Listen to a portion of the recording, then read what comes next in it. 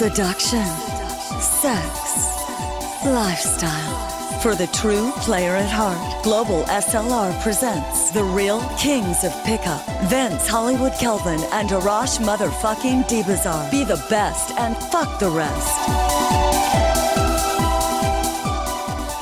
All right, everyone. Thank you so much for joining another kick-ass, mind-blowing, badass, lethal episode of The Real Kings of Pickup. Arash will join us in just a moment. I'm Vince Kelvin, and so much is happening, you know. I posted on Facebook today in private groups, a pretty kinky picture with the quote, sex attracts more sex. So it's true that whatever we focus on, like the old saying, the rich gets richer, you want to remember that it's essential that you start to get laid because that brings more and more and more. But where do you begin? You begin by remembering that it's not easy to do it if you don't have a new frame of mind, a powerful set of skills that you have drilled so much, it comes to you naturally when you need it. So until then, the best recommendation to any of your questions would be to hustle, hustle, hustle. And I gave it some thoughts. We always have great questions every Monday, but they all reside around the same theme, you know, which is one simple thing. Most guys tend to not make the difference between two things, a thing and a process. A chair, for example, is a thing, and a process is something that has nuances and degrees and so on. So the three places where you want to make a difference between a thing and a process are, number one, yourself. Quit today. Stop making those silly-ass statements of, my problem is I have approach anxiety, because you're not a thing, and those are not things. They are processes that you can change the moment you choose to. The second place where you want to make that difference is with learning. Learning is not a thing when guy goes, oh, I tried, it didn't work. No, it's a process. You do it until. Be smart. And the third place is with women, you know. They are not a thing. They will fluctuate. So you got to take advantage of those fluctuations. And you cannot also generalize. Sometimes you talk to 2-3 girls that are completely clueless, and then you find a little gem that will have completely different responses than the first two. So never generalize, and do remember, gentlemen, all the answers to your questions that are to come can also be summed up in making sure that you understand it's a process, and for the process to be successful, you must do your part. And to have more, you need to give a lot more.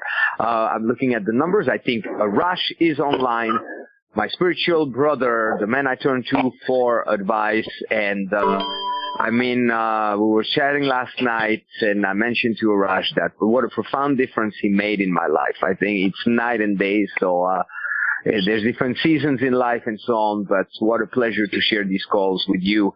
Arash motherfucking Dibazar. So, what's up, brother? I'm here. What's going on? And, last night, everybody listening, there's been maybe 2 times that I recall in my life where I've had to turn for help because I felt like the situations that I've been facing in my life were beyond my scope of understanding and beyond my scope of ability. And, I recall maybe one more time. And I say maybe because I remember going through it.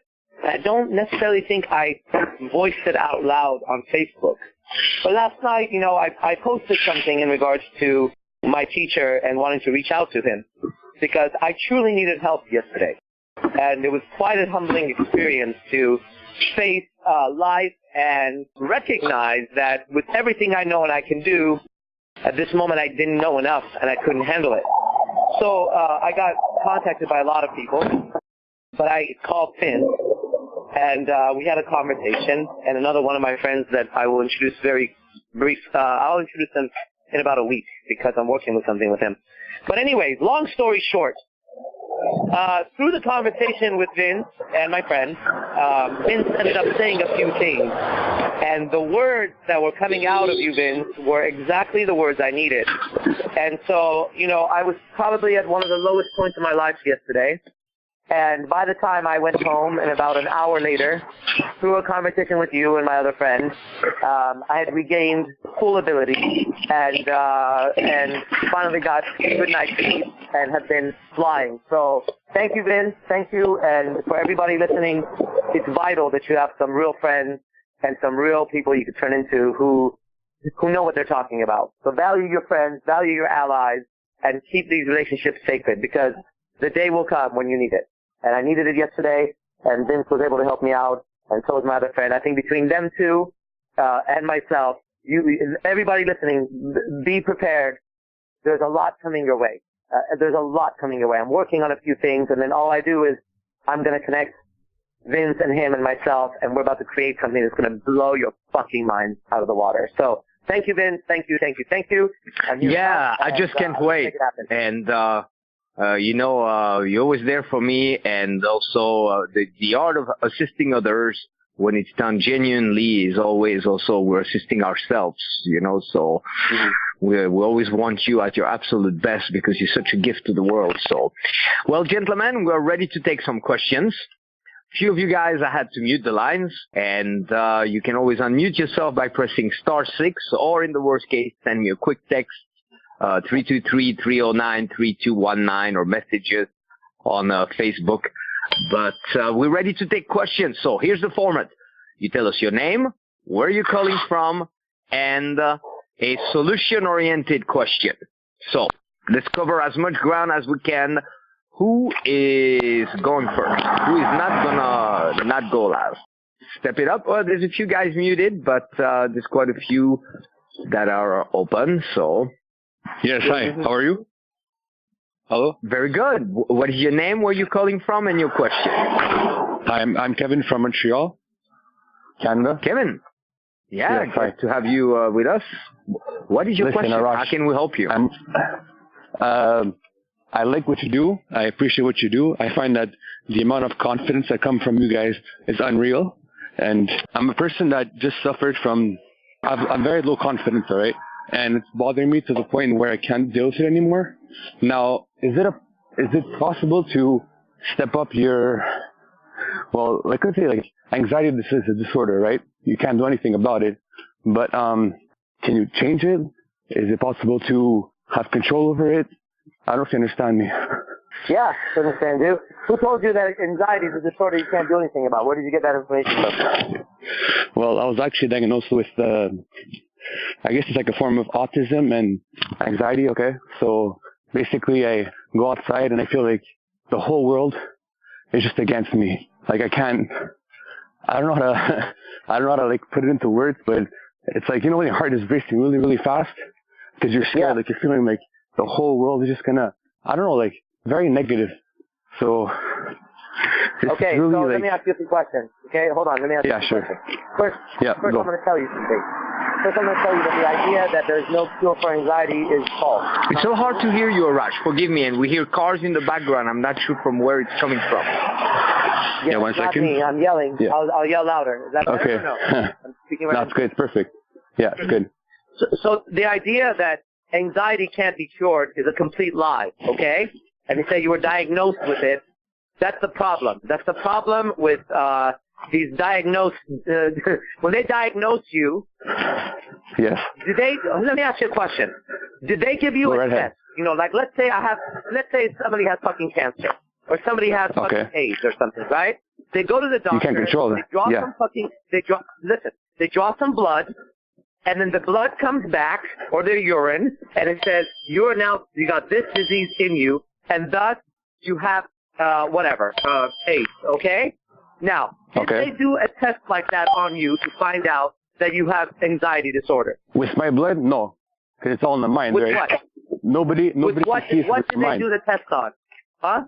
They asked me questions, just based on the questions that's not that enough. they asked. That's not enough. Listen to me. Everybody listen to me. That's not enough. There's no proof. Someone gave you their opinion. Okay, if you have a fucking disease, then they're going to do a test, not talk to you and say, wow, you're suffering from this disorder and you can't be cured. That shit is evil. Okay? It's evil to do that to a human being. And I've been researching this for a very long time. 20 years I've been doing what I'm telling you right now. 20 fucking years I've been battling that shit for people. Listen carefully. If you have any kind of those diseases, ADD, ADHD, anxiety disorder, fucking coffee disorder, math disorder, then you must be able to prove it with a test. And the test must be something that you can go, here is my blood sample, here is my urine, they took my DNA, and right here, this thing is missing or this thing is added. If it's not that, you took somebody's opinion off of a conversation or a written test, and now they, in quote, diagnosed you. That is not a diagnosis, that's an opinion. Get that shit. It's a fucking opinion. Otherwise, it would be a real fucking test. If you went to the fucking doctor and he talked to you, you said, well, Arash, sounds like you have sex with a lot of fucking women. I think you have AIDS. And I walked out and said, holy shit, I got AIDS. I got AIDS. I got AIDS. They're like, what happened? Did they do a test? You say, no, but they talked to me. They talked to me. And they know what the fuck they're talking about. They don't know what the fuck they're talking about, okay? There's no such thing. Even when they tell you have a chemical imbalance, they don't do a test on you. I know this because I've researched this shit out of this. That a child has a chemical imbalance, they don't do a test. They don't draw blood. They don't take urine. They don't take bone marrow. They don't take anything. They talk to the child. And then they say you have a chemical imbalance. No. If there's a chemical imbalance, then they must withdraw chemicals from your body, put it in a fucking tube, then show you the results and say, here is what chemicals normally look like, and your chemicals look like this. Otherwise, it's not medicine and it's not science. So first, we got to get that shit out of the way. You don't have to believe me, but this is the truth that I'm telling you. That's number one. Number two is, with all that anxiety and all that bullshit that you got going on, what gave you the courage to be the first person to ask a question on this worldwide call? Tell me. Because that contradicts you. What gave me the courage to find you? All right. What? So do you believe that things happen for a reason? That you're I don't care. Answer my question first. It doesn't matter whether things happen or not. What gave you the What's your question? My question is, what gave you the courage to be the first person to ask the question and put yourself on the line if you have anxiety disorder? Tell me. How'd you overcome it? How'd you overcome your own bullshit to be able to ask this question and tell the world your vulnerability? How did you overcome that? Because you must have been nervous. How did you overcome it? Hello? The gentleman calling, I'm looking at the wave, sound wave next to him, and there's nothing moving. So can you hear us? There was a lot of sound in the background, and I think he disconnected. Well, that's the answer. Everybody can see where I was going with it. There's no further to go. There's no real test for it. And secondly, whatever he did to overcome his anxiety to ask the question is the process you would use to overcome any anxiety. Simple. He's already been doing it. Yeah. Everybody has anxiety. And it's also interesting how he started by thanking us for all the content we put out there, and then he followed it up with a comment that he felt like the whole world was against him. So that's already two people minus, right? Exactly. And just one word, one sentence. Doctors, there's a gentleman by the name of Andrew Weil, who's a integrated medicine doctor who encourages all of his colleagues, whether it's mental, emotional, physical disorders, to always make the mention, based on my current knowledge, which they need to have the humility to know that they're not God to proclaim another person's condition. I think it is this and that, but it should be mandatory that all doctors could say, based on what I know now, I would assume saying this and that, but I may be wrong. So, but beautiful answer, Arash. You said it all, and I hope the gentleman can call back. We're not hearing him right now. So we're ready to move to the next question. Gentlemen?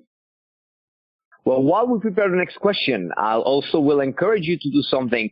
It's easy to hear an example like the one we just heard and think that it's a special case. But if you really want to be committed to your own learning, be smart.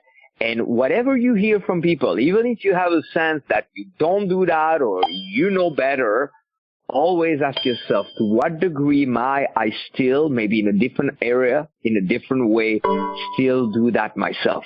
That allows you to make a lot of progress. Okay, gentlemen, you need to wake the fuck up, and even though some of the lines are muted, and come up with questions. So who's going next? Hey guys, this is Matt from Raleigh, North Carolina. Hey Matt, what's your question?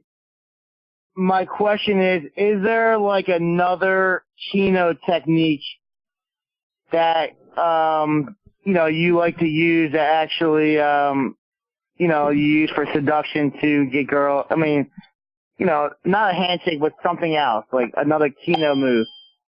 There's so many of them. So many of them. Notice the vagueness of your question right there. Is there another one? Well, of course. I mean, your hands are free. You have 10 fingers, right? 2 arms. So there's an infinite amount of things you can do with your hands. Are you looking for something specific? Yeah, there's something to do while you're with a girl, like you're at a bar standing up and the girl's standing up. Yeah, absolutely. Let me give you, the question couldn't be more timely because I'm releasing a brand new program, and I didn't intend to mention it, but since you're asking, on 10 days to touch like a master, with 10 different assignments on a daily basis to touch like a master. So, here's a couple ideas. The first one is to do a little demo of some sort. It's got to be based on something that's of interest to you. So, I don't know, do you go to the gym, for example? Yes, I do. Okay. Now, here's a genuine observation. Most people will favor one shoulder. Very rare are those people whose shoulders are absolutely even. There's usually one that's slightly higher. Since you go to the gym, you start to talk about that, you go, it's interesting. And it's one of 3 options. Either she favors her left, her right, or she's one of the rare exceptions where both shoulders are even. So you start your little story, however you want to introduce it, and then you go, yeah, for you it will be the right one, touch the right one, and then explain to her that it doesn't happen really at the shoulder level, but more at the hip level. Okay? Use that little story if you want or not. Make sure it's from the heart, meaning, me, I came up with that because I noticed that, most people favor a shoulder. That became a theme, and then it allows you to touch. You could do it with dancing and so on, whatever you want. Another thing is to have more choices in terms of mechanics. Yeah? Did you say one shoulder is higher than the other shoulder? Yeah.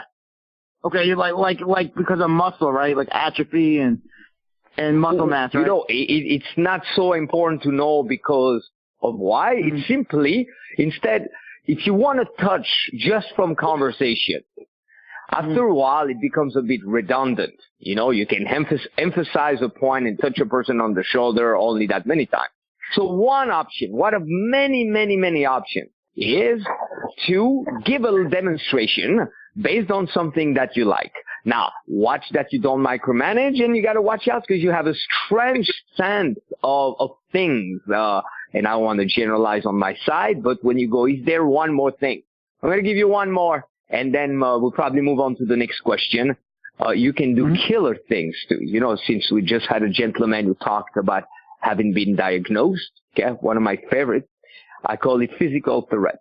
I start to tell a girl, hey, I have the weirdest thing. About people who have Tourette syndrome, like suddenly they go, fuck, piss, cock, pussy, fuck. Well, I don't have that, thank God. And when I say thank God, maybe I high five her or so on. Then I go, but I have the same thing, but physical. I have physical threat. I mean, it's crazy. I could be going about my day and suddenly, boom, there it is. And I grab her breast or her ass. Okay, watch out, you guys, when you do that. And then there's the mechanics also. One of the first contributions that I made to the community many, many, many years ago was a list of options to touch. I'll give you a few. Okay, but this is basic. And when you master the basics, then you naturally touch more. One is inquisitive touch. Anything they may wear, a bracelet, a necklace, and so on. You don't just grab it, or you don't ask for permission. You do both at the same time. You go, cool necklace, may I? And you touch it. Okay? Again, that's baby stuff. We gotta always watch out because guys think that, that's the only way to do it or that we do it. No, I'm giving you some ideas. Another one, for example, is corrective. You notice that she has a lipstick that's like off, or that her jacket is hanging more on one side than the other side. So I have a long list of that. Stories and demos like the ones I told you, I have hundreds, and it's timely that you're asking that. I'll talk a little bit more about it at the end of this call, but I'm very, very, very excited because to me, touch is the most natural thing ever. One mistake many guys make, they think that first you got to be in a conversation and then you go for escalation.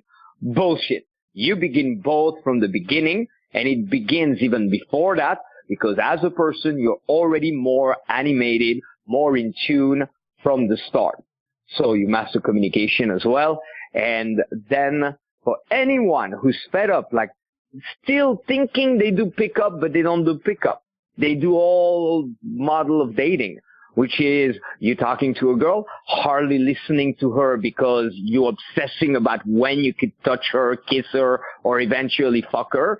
You're not present with her, and suddenly you wait till you can make your move, and your move is so awkward and you're so nervous because it's not natural that probably you fuck it up, and that's not pickup. That's the old model of dating. So you got to learn and master how do you touch in a way that's really seductive, and there's many facets to it, but I simplify it all in 10-day lessons. And then the best aspect of this program is that the guy who was filming left the cameras rolling, and I was there with one of my girls, crazy stripper, and at some point I realized, wow, the cameras are still rolling. So I started to do my thing. So the program is a back and forth between, here are the mechanics, A, B, C, 1, 2, 3, try it at home, see me do it on the girl, and now here's your assignment for day one, do it until tomorrow, meet me again for the next assignment. And then in between, suddenly I go, I got physical threat, and I'm dry humping her, pushing her on my bed, doing all those crazy things. And it's super natural because she was unaware the cameras were rolling. And at the end, I said, we're keeping that. She goes, okay, cool. Wait no longer. Search no further. You are about to progress faster than ever with the most innovative, multi-dimensional mega event of a lifetime. The Global Seduction, Lifestyle, and Relationships Convention in Hollywood, September 23rd, 24th, 25th, 2016. So much more than a summit, featuring only the best of the best true pillars of the pickup community. Vince Kelvin, Arash Dibazar, Bad Boy, Hypnotica, Adam Lyons, David Wygant, Akito Mosley, John Keegan, and James Marshall. No conference can even compare. Nothing ever like it. Lectures, workshops, parties, club access, boot camps, VIP dinner, party bus, and lifestyle exhibit. But hurry, price goes up as event gets closer. So get your ticket today at www.globalslr.com or call 323-309-3219. That's www.globalslr.com or call 323-309-3219. All right. So next question, gentlemen. Yeah. Hi, this is Chris from Florida. I got a question about my internal rhythm and vibration, and how important it is to take control of my rhythm as I'm navigating through the day, and I'm going with the flow of the day, but at the same time I see my masculinity, my masculine vibration as being in control. I don't know if that's the right way to say it, but more the master of my own ship. I'm steering where I'm going, but I also want to be sensitive to how I'm doing that. I don't want to be over imposing on the environment around me where I'm not sensitive to what's going on, but I don't want to be an effect of the environment. So I found myself around some women earlier today that I didn't want to be too aloof, I guess, in a way where I was not observant because I was so focused on my own vibration, but I also don't want to be totally lose myself in the mix. So I'm wondering if you can talk on how do I stay solid in my own vibration, but at the same time be sensitive to what's going on around me. Does that make any sense at all? Very good. We'll pass it to Arash. Well, I got the question, and I'm trying to formulate an answer, and it's not coming to me. So I'm going to pass it back to you, Vince. All right. Okay. To stay consistent with your own vibration, you can be aware of others, but you cannot go back to being concerned because it's a false concern. It presupposes that everybody is following a perfect code of conduct and has perfect likes and dislikes. And we do that even more with women because beauty hypnotizes us. So you could be very aware and do the right thing based on your own book and awareness of life and what should or shouldn't be. And the girl could be a complete mismatch of that. And it doesn't matter how well you're doing it, it still would not amount to much. So bring in first the more subtle awareness that for each person, they are following a code of conduct that may be completely different or completely off. Okay? So you could be in front of a woman and be a little bit overly agitated, and the woman arrives and she just fucking loves it. You could be in front of the next woman and be a little overly agitated and she absolutely hates it, and you could be in front of a third one who does not care. Okay? So aim to be more in tune with your own sensitivity and the world around you. Awareness will help you make your own choices, but watch the tendency to quickly go back to wanting to overly please. Because women dislike that. Why? Because that's what every guy will do. See, there's nothing wrong with wanting to be pleasant. And let's say if you're in the right company and you go, okay, that person is all sensitive right now, it might not be the best moment to do a crack up. Okay? That's wonderful. The problem is that if you bring some of that with women, they will filter it and know that it's really coming from the right place from you, because every other guy will do that out of weakness, and it's dishonest because basically what they're saying to women is, hey, I don't really believe in myself. I don't really have the balls. I don't really have many options. So I'm going to act very nice with you and very considerate. And in truth, I don't give a shit. You're just a hole for me. But all of that will be completely fake. And they come across that so much that if they come across a genuine, well-intended person, it's going to come across the wrong way. So that's why sometimes you have the guy who appears to be a little bit of a jerk, but what they like is that he's not trying to please. Yeah? Yeah. And the rest I would simplify. You know, you gave yourself many options. I want a little bit of this and a little bit of that and a little bit of this and a little bit of that. You know when you're in that frequency, and you know when you are not. Remember the system I shared with you? I love that system. At any given time, we're moving in one of three directions. We're either staling, doing more of the same shit.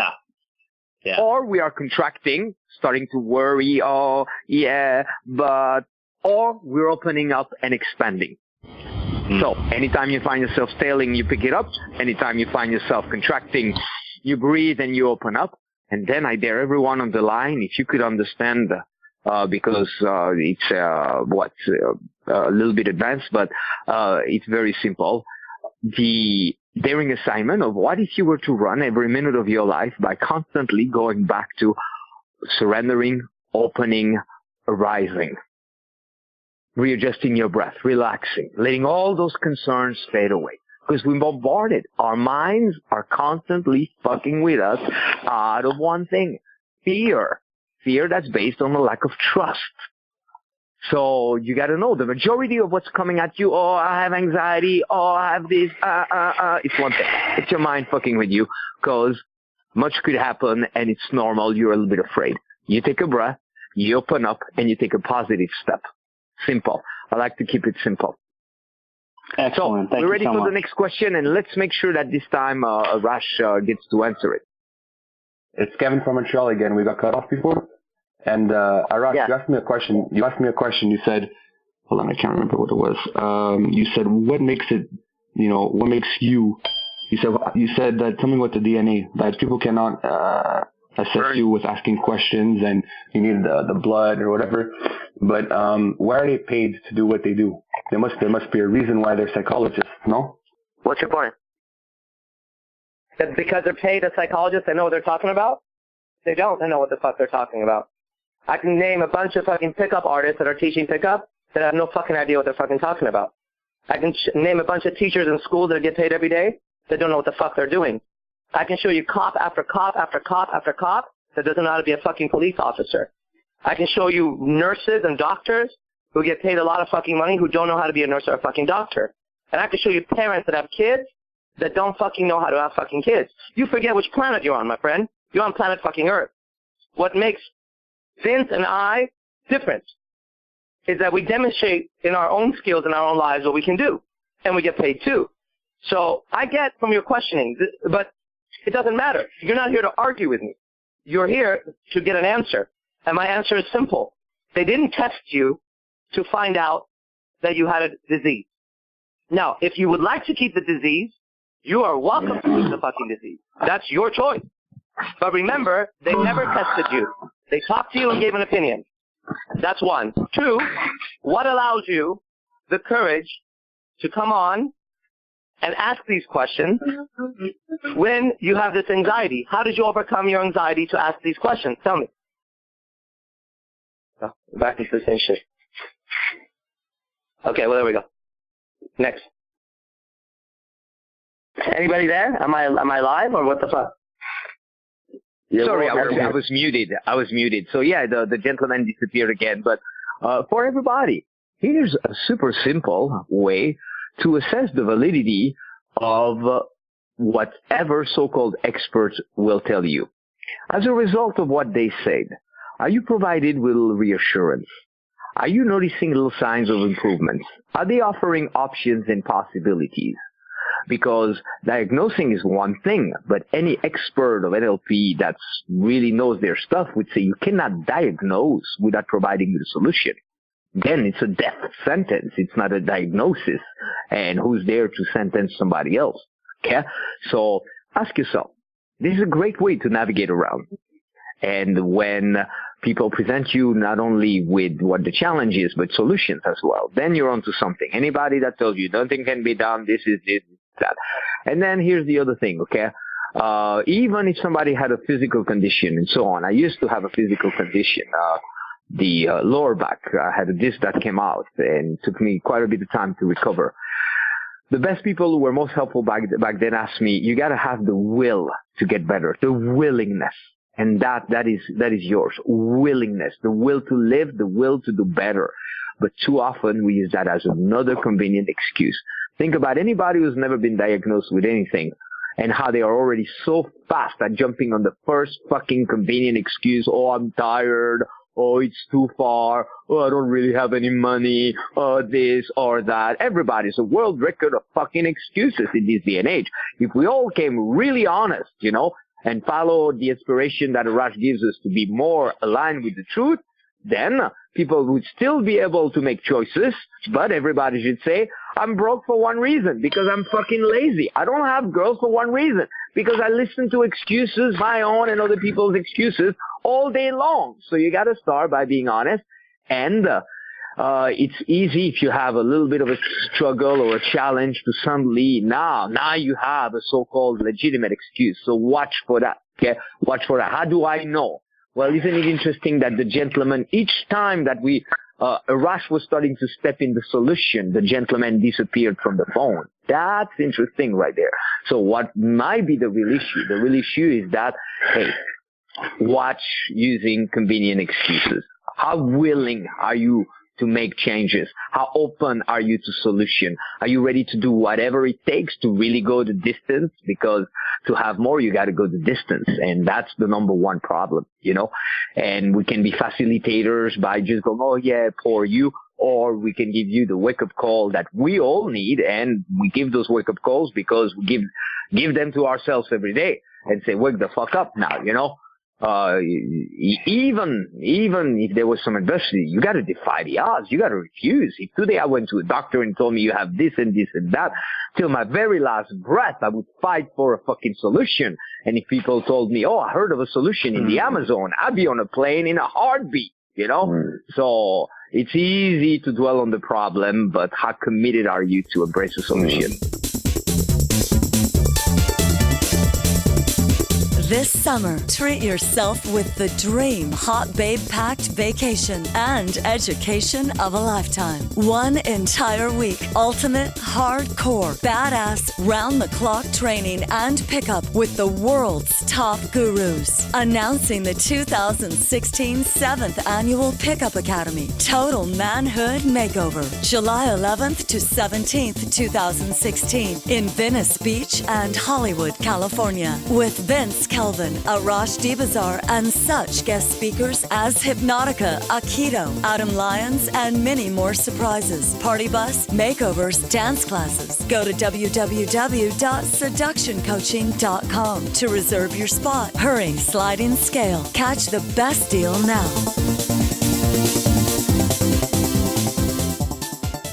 I want to hear from Arash. You know, one of the reasons I'm on those Monday calls is because I want to learn stuff.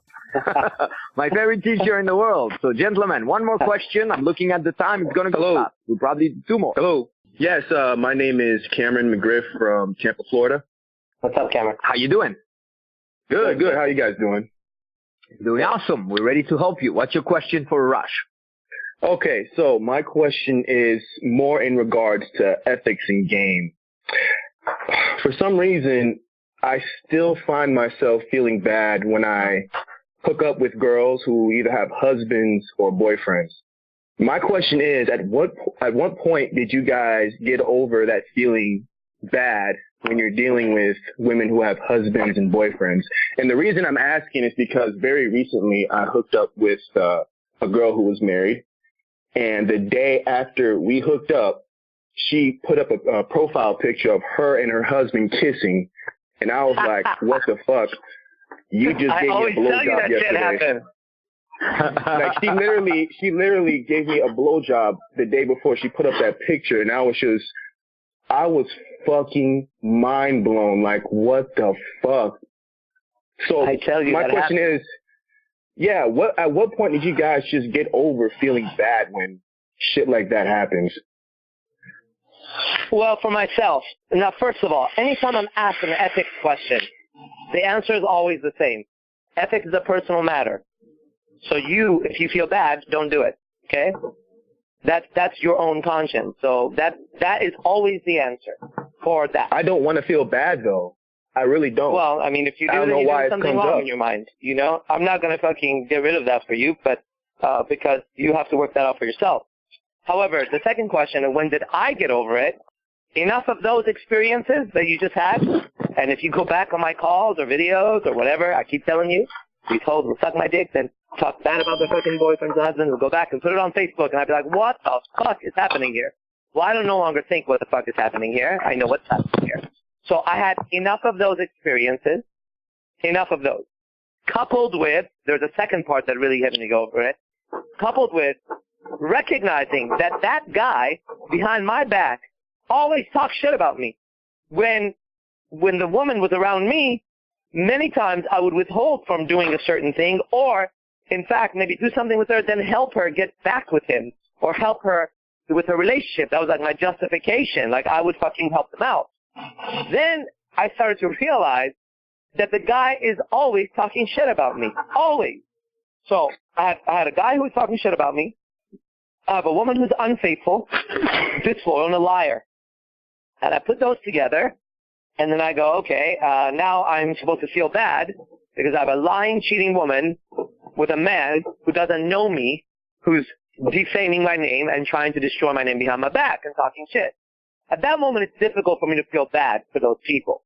Now, the opposite has been true, where I didn't know the fucking guy. And I hooked up with somebody. Next thing you know, we run into each other somewhere, and she introduces him. And I look at him, and I'm like, wow, what a good guy, and damn it, I shouldn't have done that. Then at that moment, I stopped doing it because I know the guy, right? So I got over it by having a lot of experiences of women lying constantly to their man and going, okay, well, you know, if it's not me, it's going to be somebody else for sure. And then secondly, recognizing that the guy is talking shit about me. So, I mean, if the guy was like, Arash is the greatest thing, there's no way I would be fucking his girlfriend. There's no fucking way I would do that. But that's just basic shit for me. I don't know how Vince got over it, or if he's even over it. Yeah, I'm excited. Another word for that is integrity, personal integrity, and your integrity with your practice and your integrity with the world. So, integrity starts with an I. I personally use a triad to navigate that. First is intention. Now, you could have a guy who's a little bit creepy and doesn't really know. He can fuck not maybe every girl, but he can fuck a lot of girls.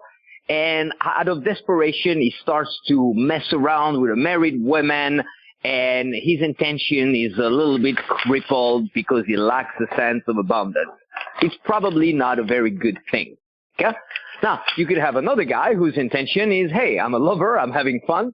This woman is quite fun, and she's not saying no, so let her work her own stuff. It's none of my fucking business.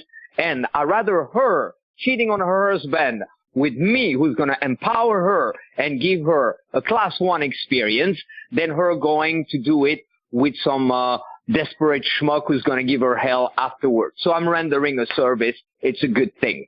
So that's intention. After that, there is impact. You know, the woman has a little affair. You fucking her. Suddenly she shows up in her relationship, finally a little bit better pleased. She rekindle her faith in life, and she's a little bit more upbeat because she's not properly fucked. It's a good thing. The woman suddenly starts to panic. She has remorses. She freaks out. She tells her husband. They break up. It's not really a good thing. And third is identity. Okay? When you are consistent with your own identity, and you know, I'm a seducer. I love women. I'm not gonna cut my dick off because a woman is not properly getting dick. So I'm just gonna be myself. And I think also the answer resides is how abundant is your own mentality. Very quick, a little test. You see a couple. Both of them, you ask them a question or you say something, they look at each other and they get closer to each other and they hold each other. It would take a real prick to want to come in the way of that. Then what I do, I praise them and I go, oh wow, so people can get along. That's pretty awesome. Then you see a couple and you see one stepping to the side or one talking a little shit about the other one. Then you know which one is more invested. Or you have a couple and both of them are talking shit about each other, and the first thing they do when addressed by somebody else is part from each other's body. So there is more to it, you know. And then you want to make sure you come from a good nature, but you also, on the road, people will make little mistakes. You cannot go through one day without offending a person if you're overly concerned about other people. And then there's code of conduct, you know, amongst us. Impeccable. I have all the buddies that are super close to me. I look down and I just say, oh, hi. You know, I just saw a friend of mine. He's a really amazing tattoo artist, and whenever he's with his girl and she says, hi, how are you, Vince? I just go, hi, and I look down. So we probably can take one final question. I'm going to give a little, I just want to tell you something, guys, okay? First, Arash and I have Vegas coming up, and we gave one last opportunity. It's also going to be on live stream, gentlemen. That means you can watch it from anywhere in the world, and our live streams are very, very, very unique. Why? Because you also get a link to the recording. So that means you can not only watch it live there and then, you also right away afterwards, within 24 hours, can watch it and rewatch it and make more distinctions and so on. So it's an entire weekend of Arash and I in Las Vegas. If you're not on the live stream, at least ideally come in person. But if you're not, you got to take that step. You find that at globalslr.com, but hurry because we always do sliding scale. For you guys, gentlemen, stay on the line. We're going to wrap up the recording here, but those of you who stay on the line, I'm going to tell you a little bit more about it. In the meantime, by the time you hear this recording, the brand new masterpiece of seduction and education because it takes both, you know. And I know it's not easy to listen to a program out there because it takes discipline and it takes organizing it. And most people are not going to know how to do that or make the time. That's why I make sure with this brand new program that it's also super learning friendly. 10 minutes you watch each day, and there's an assignment given to you, demonstrated on a girl with distinctions that help you at all levels. If you're a beginner, you just take the basic assignment. If you're intermediate or advanced, I give you more distinctions and I add bonus stuff and so on. So you will find it for anyone on the recording at Seduction Touch, TOUCH.com. But if you're live with us, not tonight, but seductiontouch.com, and it's a masterpiece of seduction and education with the cameras rolling also when I'm going completely crazy. And sometimes all that it takes is to see it done, because not everything about touch and Kino is super mechanical. Sometimes, you know, it's just about knowing when to tell her, I don't want to talk anymore. I just want to touch you. Boom, push her on the bed. Anyone tonight can hear that once and duplicate it, but you never thought of it. Or if you did, you didn't know when and how to do it. So that's why it's beautiful, beautiful, gentlemen. Okay, so what we're going to do is thank our guys that are listening to the podcast afterwards. We release them every week. You have a collection of them as well. Go give them a like and check them out.